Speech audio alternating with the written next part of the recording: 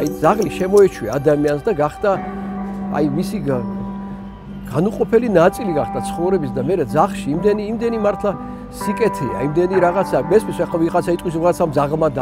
დაუკმინა ცუდ ცხოვრებიდან დაკმეკიდებას და რას არ გაუკეთებ, მაგრამ საერთოდ ამ ზაღთან მიმართებაში და საერთოდ ჩვენ უმცროს ძმებთან მიმართებაში ადამიანის დამოკიდებულება ნიშნავს ადამიანის ხარის ზაღთან ამ შემთხვევაში ზაღლი კატა იქნება მიმართებაში, ჩიტი იქნება, აი ადამიანის დამოკიდებულება მგლინდება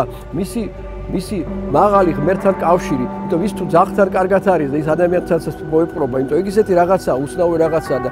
მე რას ვიცი, ვინც ახლა მუშაობს ამ პრობლემაზე, ჩვენ რაღაც უნდა დავეყოთ, რა თქმა უნდა, რაღაც კონვენციებს, რაღაცება, იქ გავითვალისწინოთ ჩვენი კულტურას გავითვალისწინოთ, ჩვენი მიდგომას გავითვალისწინოთ, ჩვენთვის აუცილებელია სხოლები იყვნენ, ჩვენს გვერდით იყვნენ და აი ეს დანაწილება რომ ეს თქვათ, აი ეს რომ მოხდა ყურში ძალიან ცუდად რომ ვითომ და მან შერეული თუ არის, მეტისები თუ არიან, მაგათ უნდა სხვანაირად მოეპყროთ. ეგ საერთოდ კატასტროფა. მაშინ შეიძლება ადამიანებსაც გავახშიროთ ასე. ზოგი არის